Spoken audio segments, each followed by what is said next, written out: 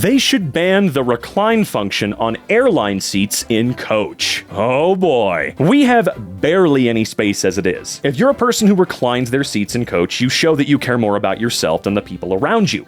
I'm a pretty big guy, and I've never reclined my seat unless there is nobody in the seat behind me. Get rid of reclining altogether.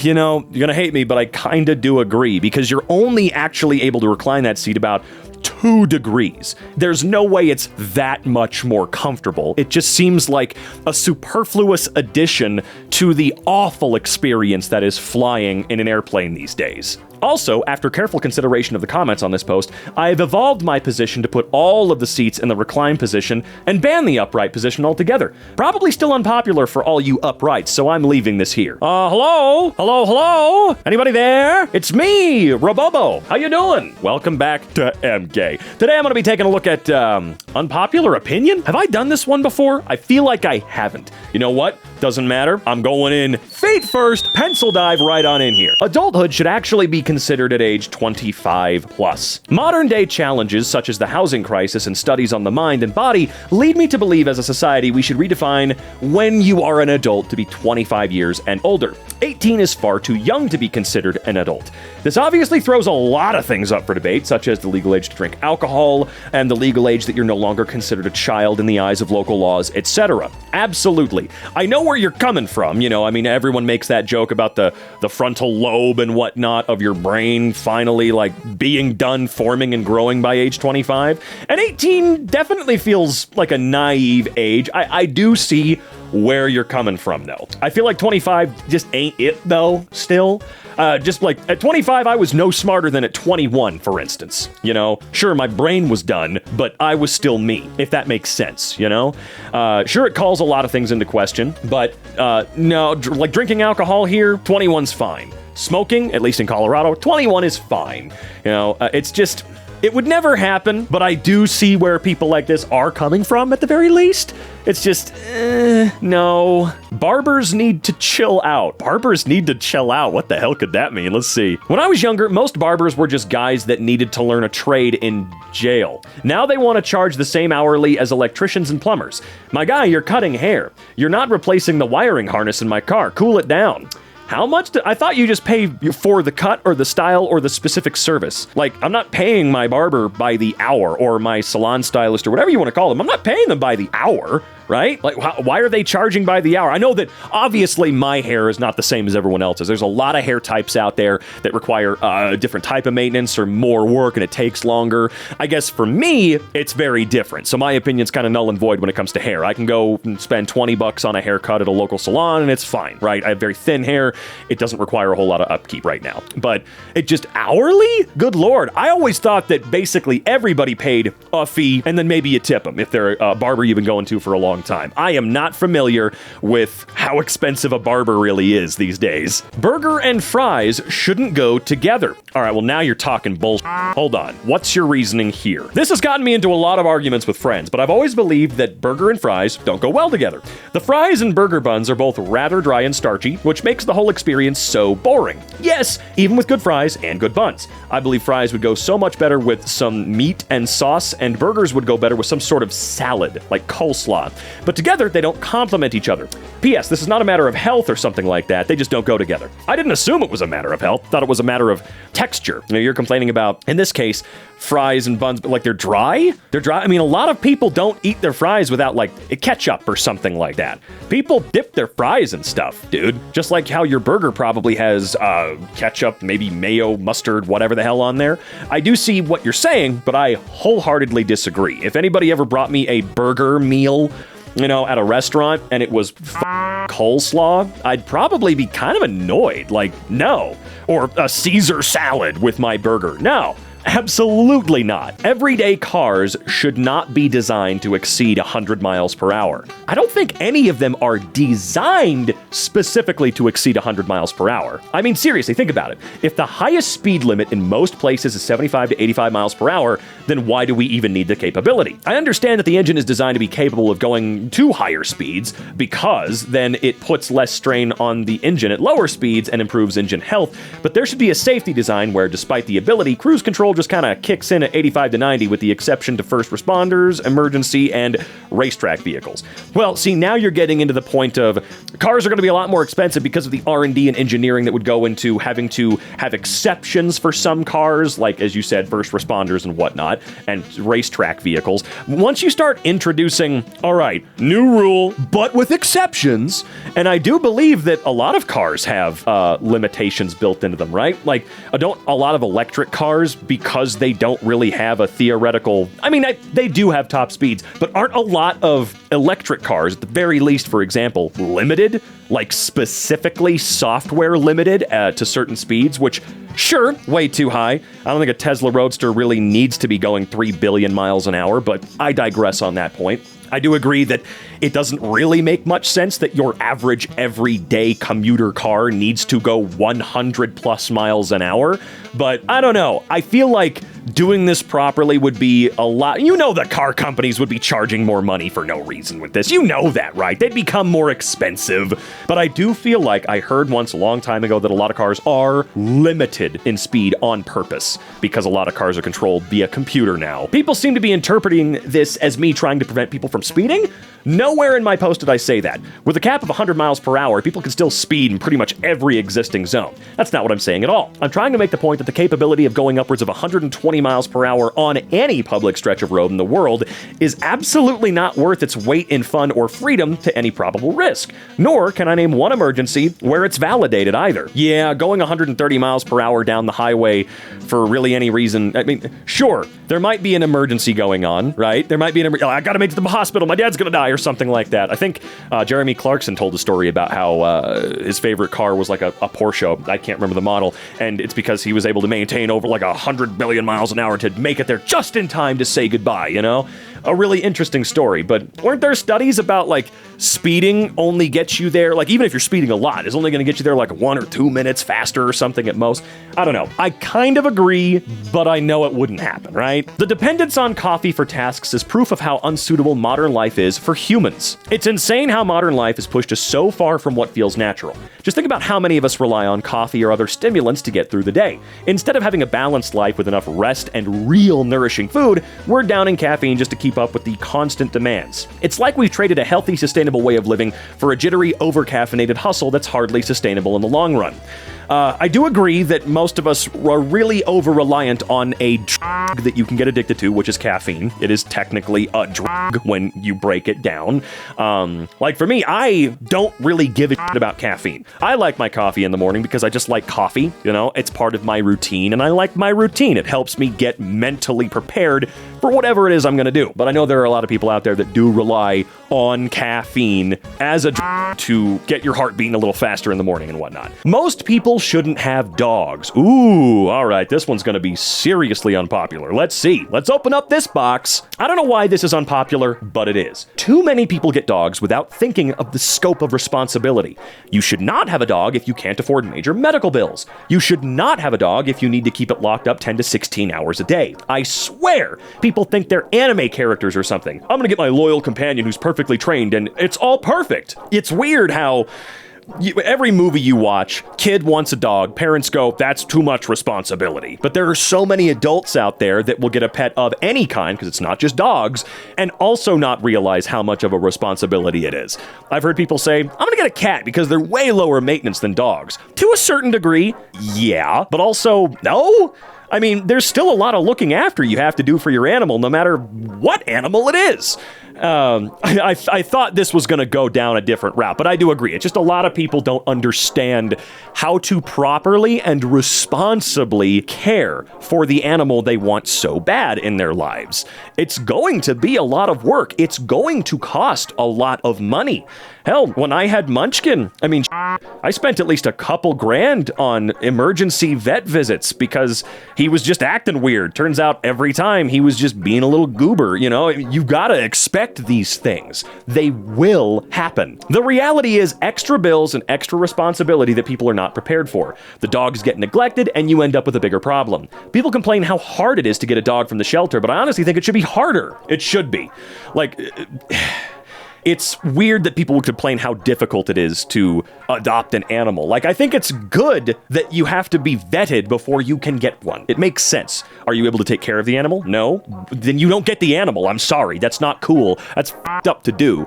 You know, I'm not going to go out and get a dog when I know I can't afford to take care of it. That's just being an asshole on my part. Too many people mistake explanations for excuses. Oh my God, yes. Kid me was always told that every time I was trying to explain why I was late to class or this or that, everyone says, no excuses. Bitch, it's not a excuse. I'm telling you why. I'm being polite and letting you know why this happened. Let's see if this guy's on the same page as me, though.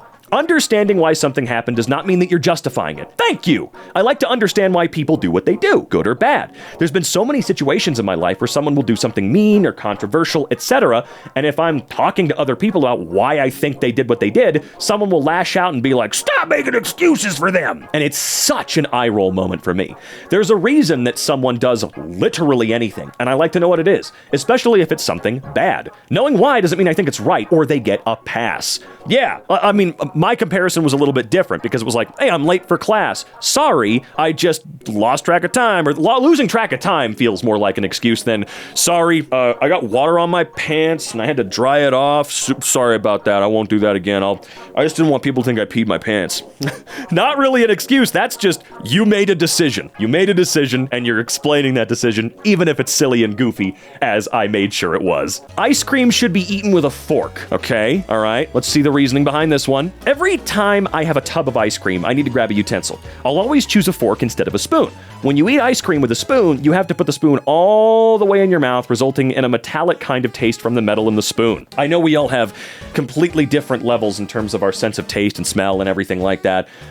Stainless steel cutlery has never tasted like anything to me. I can tell it's metallic and everything, but it doesn't overwhelm or ruin anything. I totally get where you're coming from, and you might have a way stronger sense of taste than I do, or a completely different palate, so I can see how that would, piss you off and ruin the ice cream experience. Isn't that why, there's professional taste testers that use golden spoons or something like that, or some other metal that reduces the metallic taste? However, if you use a fork, you can easily spear a chunk of ice cream and have it so the ice cream's in a bite-sized chunk at the end of the fork. This way, you can eat that chunk of ice cream without having to put the utensil all the way in your mouth. I totally get that, especially when you have the regular ice cream that you can have at home in your freezer. It's not like soft serve. You're pulling that out in big old chunks, big old scoops. It's pretty damn solid for the most part, when it's frozen, of course. Car manufacturers should go back to requiring the insertion of a physical key to start the vehicle. Auto theft is out of control in my area, in Eastern Canada, and it's entirely enabled by electronic key fobs and push-button start vehicles. Thieves clone or spoof the signal from the fob and drive away with the vehicle. There was nothing wrong with needing to physically insert a mechanical key into the ignition and twist it to start the vehicle. Car manufacturers should go back to that model. It wasn't broken and it didn't need fixing or improving. I have to agree. I have a push-button fob-based starting ignition system. We'll call it that. I have one of those. It has not improved anything at all. It seems cooler, right? It seems more high-tech when it's just kind of a waste. It doesn't really make any sense to me.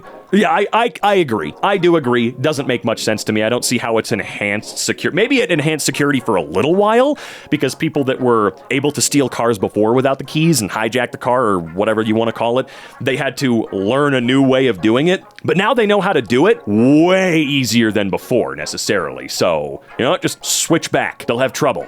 Most students don't really hate math. What they actually hate is feeling like a failure. I would agree with that, but also math is really difficult past a certain point for, I think, most of us, honestly. I think the majority of us are like, yeah, I get the simpler concepts, but once we start putting theoreticals and let's say N means, Paul Bunyan in this equation, we start to get a little bit confused, for sure.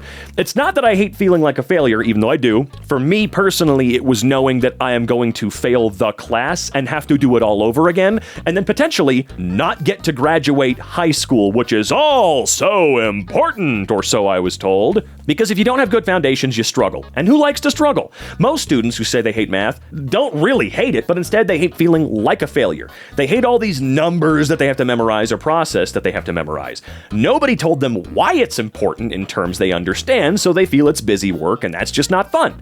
So slowly they start to not care until they're forced to care or be retained. Exactly, be retained. There's a threat. There has to be a threat of everything, at least in the school system I grew up and went through. You know, you were told constantly, you don't want to have to repeat this grade now, do you? You don't want to have to repeat this class now, do you? You know you're not going to get a good job unless you know how geometry works. Sure. What the hell am I doing now, teachers? It would be helpful if teachers could explain why those higher level math concepts are still important.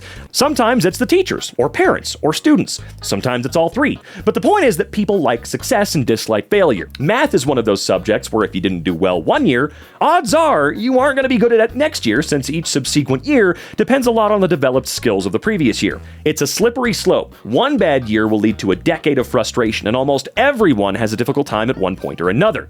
The problem is other people, mostly teachers, simply leave them where they are. That as well. The amount of times I barely made it through a math course and then came back next year, and the new math teacher who's teaching a new concept says, well, I'm sure you guys all perfectly remember and know all your algebra, so you're ready for this. We're going to be using a lot of last year's stuff.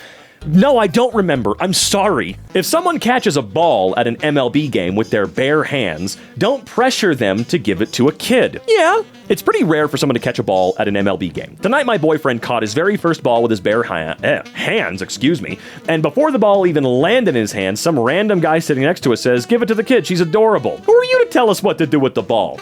My boyfriend ended up giving it to the kid, though. What's the obsession with giving it to random kids?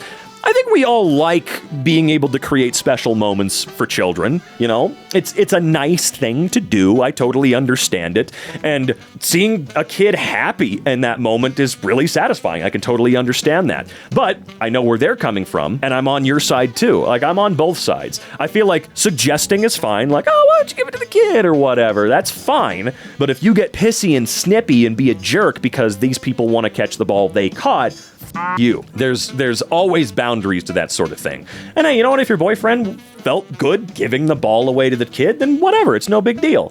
But if he did feel pressured, I'm sorry about that. No one should be pressuring you to do that. If you want to do it, you can make that decision on your own. Movies just aren't very good. Yes, I recognize that there are outliers. I understand that the industry is saturated. I know that mainstream does not equate to quality, but good night. Movies are not what they used to be, but good night. Now, sure, I've aged, but I'm still in my early 30s. Why is every movie putting me to sleep? They all feel unnecessarily long. Disagree with you. The plots are ill-contrived or just low effort, and nothing is iconic or memorable anymore. Is Hollywood in its end days? I'm of the impression that movies are going to die off in favor of TV and miniseries. Wait a minute, hold the phone here. So you think that movies are too long and boring, but, I mean, you didn't say you want it, but do you want full television series that are 8 to 20 hours long on average instead of a 2 to 3 hour movie? Perhaps it's our collective attention spans being diminished by social media, but honestly, it feels more like Hollywood producers don't care to create art anymore, just to profit off of mass-produced garbage. I said it in I can't remember what video, which EmKay I said it in recently. There's a lot out there for you to find, whether it's new, whether it's old. Sure, in this particular case, in this particular argument, saying go watch a movie from the 80s doesn't really work, okay? Because he is talking about these days. There are good movies out there, and even the slop is okay to enjoy. You know, when I saw people enjoying Deadpool and Wolverine, or whatever the hell that movie was called, I also saw, maybe a week later, all those people come out and talk about how it's the end of cinema, it's evil, it's anti-art, it's disgusting. And I gotta tell you, you need to chill the hell out, okay? For every movie you don't like, there's a lot more that you will like if you just look. Here, this argument right here, or this opinion, it's an opinion, not an argument, I guess. I wholeheartedly disagree with it. There's a lot of bad out there, but there's a lot of good. Case in point, Hundreds of Beavers. I said it in a recent EmKay video. Go watch Hundreds of Beavers. Seriously. It's a normal feature-length movie, you know, in the 90-minute range, and it's incredibly inventive, and it's hilarious. It's fun. But it sounds like you personally just don't have a high attention span. Putting you to sleep? I know I'm going to be an outlier in this, but I have never, ever in my life fallen asleep during a movie. Ever. I cannot conceive being... I've been tired, for sure. I've seen the same movies like, hell, Lord of the Rings. I've never fallen asleep during those movies, and they're 4+ hours long, almost each one of them. But I do not want a second taken away from those films, you know? I can't watch the originals anymore. Sorry, when it comes to movies, I get very impassioned about it, okay? But there's a lot of good out there. There's so much. Please look past the marquee. It's not just the movies that release in your local theater or your indie theater, whatever.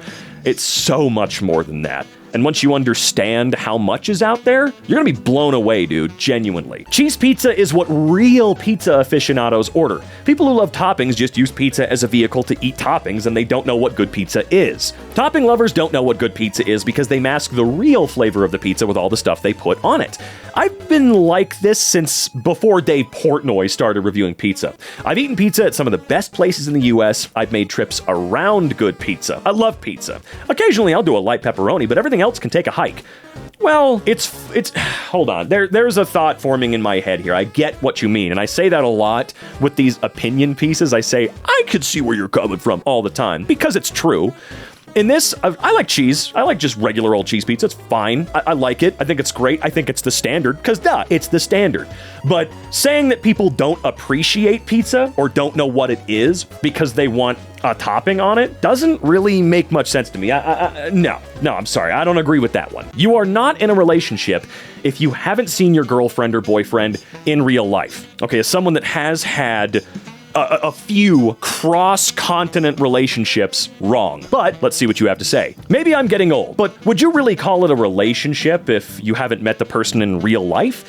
The other day I read a thread about some guy that said that he and his girlfriend had watched a movie together. A bit further down, he mentioned they hadn't even met each other. I would agree with calling it a friendship, but it's not a relationship where someone or something is a girlfriend or boyfriend. I do believe you're incorrect.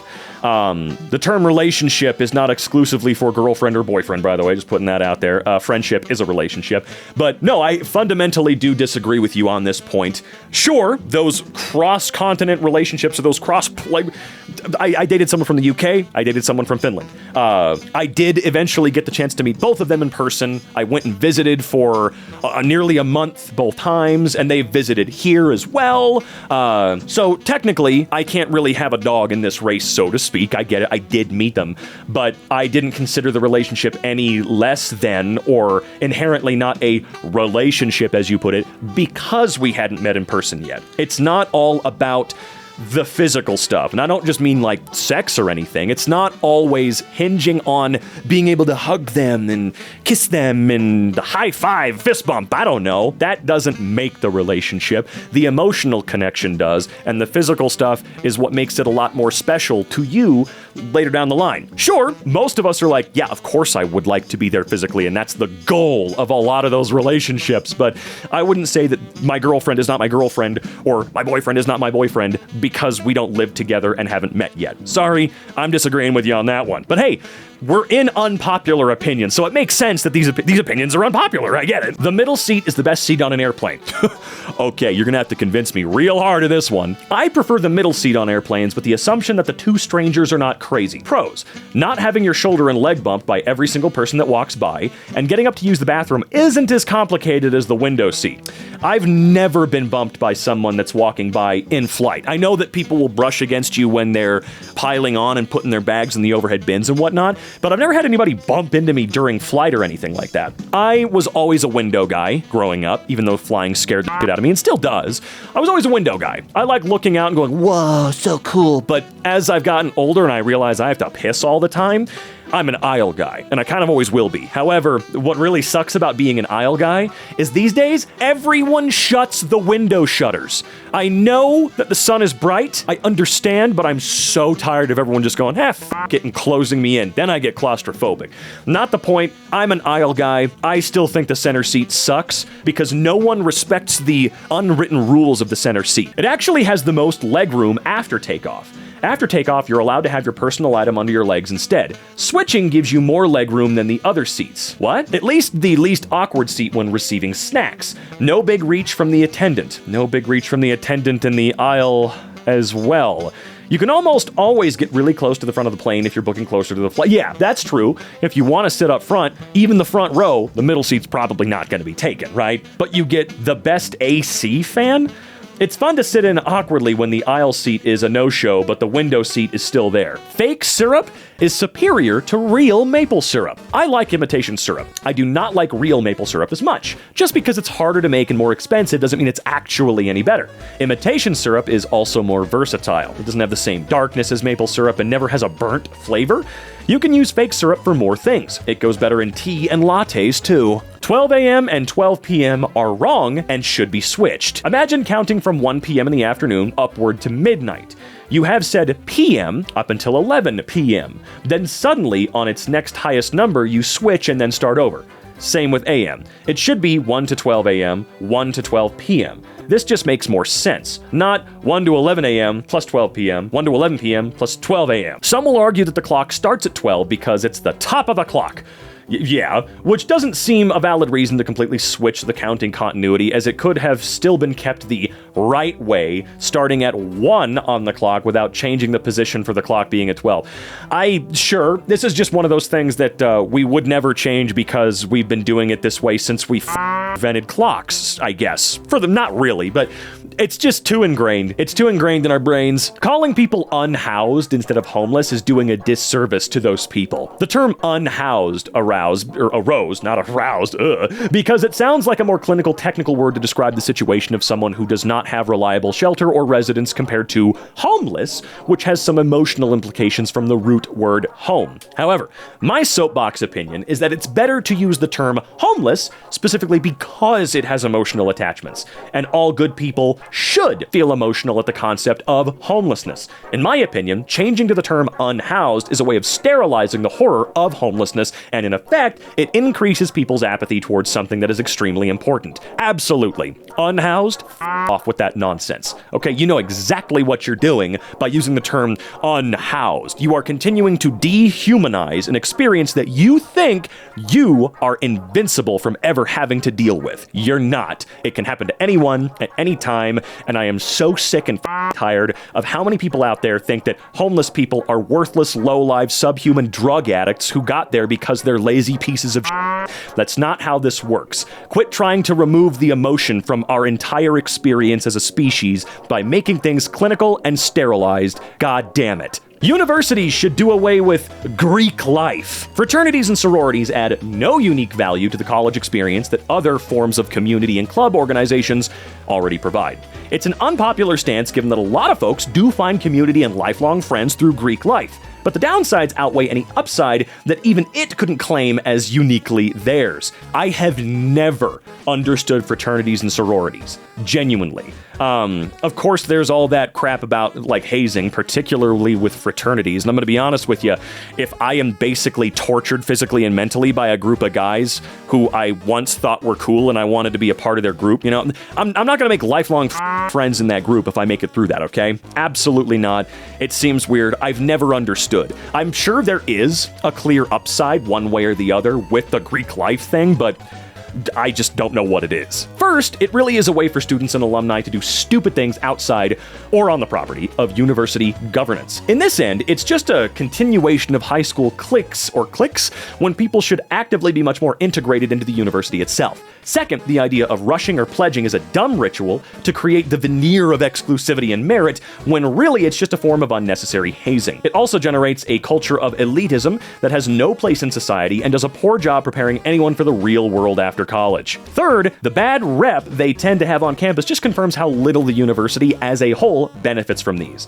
Not only do frat houses actually take away property from actual folks living in the community near the university, but they're generally disruptive and a safety hazard most weekends due to excessive partying. Employees that fully work from home are becoming the weird homeschool kids of the adult world. People who work from home full-time are becoming increasingly socially awkward and inept.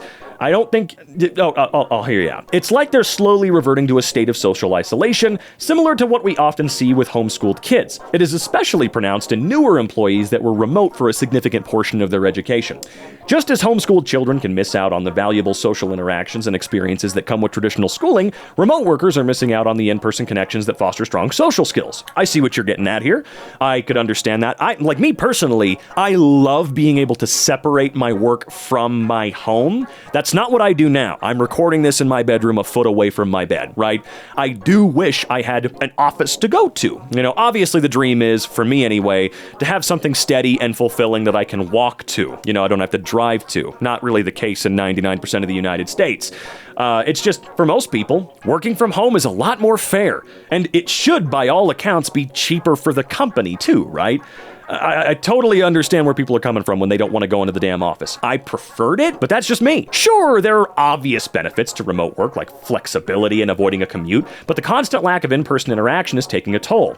I mean, you do realize these people have friends outside of work, right? They have lives outside of their work, and they get to be involved in them more. Just because you had an experience with a guy being a little bit socially awkward, doesn't mean that that's just the blanket case here, all right? Just because I work from home full time does not mean I don't socialize, have friends, go do things, and exist outside of my home, right? People are losing their ability to read social cues. Wrong. Have casual conversations. Wrong. And navigate office politics. Correct. Because we shouldn't need to navigate office politics. That's not part of what the human experience should be. We should be having casual conversations and understand social cues, but I don't think working from home is the reason some people can't do social cues. Like myself, growing up, the undiagnosed autistic kid, I didn't know how to. I had to learn how to act in my everyday life. It's not because I was homeschooled, which I wasn't, by the way, and it's not because I work from home now. It's not just about the lack of water cooler chats. It's about the diminished opportunities to develop essential soft skills that are crucial for success in both professional and personal life. I'm not arguing that everyone needs to be back in the office, but people that work remote need to make sure they're finding ways to prioritize social well-being. They are. I promise you, dude, they are. They get to do that easier when they don't have a 2-hour round-trip commute 6 days a week, They're able to. And again, I know you're, like you just said, you're not arguing everyone needs to be back in office, but I do kind of disagree on most of your points here, personally. Most blue-collar workers are very insecure about white-collar workers. Am I missing something, or do most blue-collar workers just hate white-collar because of their further educations, typically via colleges or universities? I was a stonemason before applying for medical school, and it was almost a personality trait of everyone I met in my trade that white-collar workers hated them, and they looked down on them. Oh, and remember how important their work is compared to this major that put them in debt. It is pitiful victimization just because these guys made a choice to go to college as a kid. Yeah, it seems, I personally, I've worked around plenty of blue-collar workers, and they didn't constantly about office workers and, executives, whatever you want to call them, the white-collar boys. I never experienced that, but it's clear that does happen. I find it a little odd because I think a lot of the white-collar workers look at the blue-collar guys as, yeah, without them, we don't get this life. We don't get to have the life that we chose to have, all right? Whether or not they chose to live the one that they're living now, because some people were sort of forced into the situation for financial reasons or whatever, I think a lot of people realize that the blue-collar workers are the foundation of society itself, right? Can we agree on that?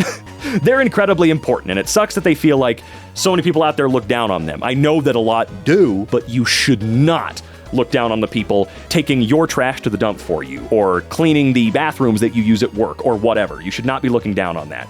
I don't look down on my electrician who just sent me a bill for $2,000 to rewire something. He's kicking ass, all right? When I went to higher education to learn for the first time, I came with this conception that white-collar folks would hate me. No, they thought it was cool what I did before and wanted to see me in action. I genuinely think blue-collar workers have an insane inferiority complex because of this. They're scared of people who are smart, so they demean them. Yeah, and it's not to say that blue-collar workers aren't smart. A lot of them are. Most of them are. The vast majority of people you've seen are pretty smart, I would say. It's just sometimes they say stuff that makes you think otherwise. I think when people start on Facebook about how blue-collar workers good, white-collar workers bad, we should actively tell them to shut up. No one is saying that. Neither type of working-class worker should be against each other, and it's the richest 1% who we should be against. They got you fighting that culture war so that you don't start fighting that class war. Yeah.